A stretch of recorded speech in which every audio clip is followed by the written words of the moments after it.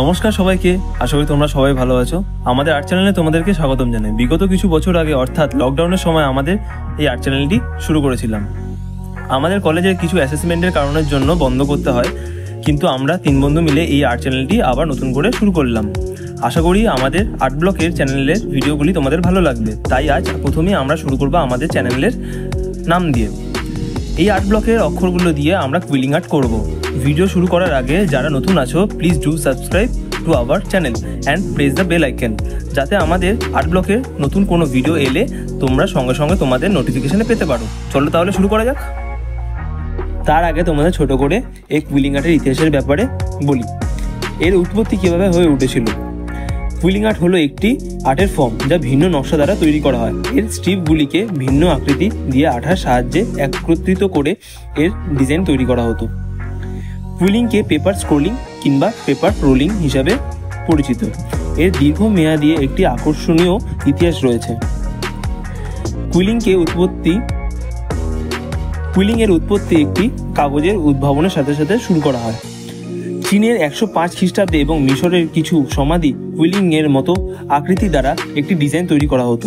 এটি বিশ্বাস করা হয় যে 300 এবং 400 দশকের স্তম্ভ ও ফুলদানিগুলির চারপাশে রূপো এবং সোনা গুলি দিয়ে ডিজাইন করা হতো, এবং এই সোনা ও রূপো ডিজাইন কৌশলটি পরবর্তীকালে পেপারের সাহায্যে রূপান্তরিত হয়ে কুইলিং আর্টের ভিন্ন ডিজাইন তৈরি করা হতো।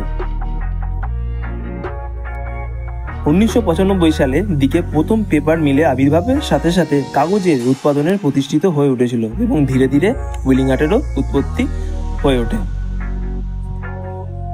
যাই হোক, আমাদের এই কুইলিংয়ের আর্টটি করতে 5 দিন মতো লেগেছে। প্রত্যেক দিন সকালে 3 থেকে 4 ঘন্টা দিতে হতো আমাদের। আমরা এই কুইলিংয়ের আর্টটা করার জন্য কী কী মেটেরিয়ালস ব্যবহার করেছি যাবতীয় সব নিচে রইল, তোমরা ডেসক্রিপশন বক্সে লিঙ্কের মাধ্যমে পেয়ে যাবে। আমরা 3 বন্ধু মিলে এই কুইলিংয়ের কাজটা করার সঙ্গে সঙ্গে প্রচুর পরিমাণে হাসি ঠাট্টা মজা আনন্দ করেছি, এবং অনেকটাই আমাদের এফোর্টস লেগেছে এই কাজে। প্ল্যানিং শুরু করার থেকে কিভাবে কি করলে এই কুইলিং আর্টটা দাঁড় করানো যাবে তারই প্রচেষ্টা আমরা করেছি। যাই হোক, এবার তোমরা ফাইনাল রেজাল্টের জন্য প্রস্তুত হয়ে নাও। তোমাদের যদি ভিডিওটা ভালো লেগে থাকে তাহলে লাইক, কমেন্ট অ্যান্ড শেয়ার করতে ভুলো না। আর যদি ভিডিওটির ভেতরে তোমাদের এই আর্টটি পছন্দ হয়ে থাকে তাহলে we are definitely up for customize works with your preferable words, and তার জন্য DM us on our Instagram page and the account is given below.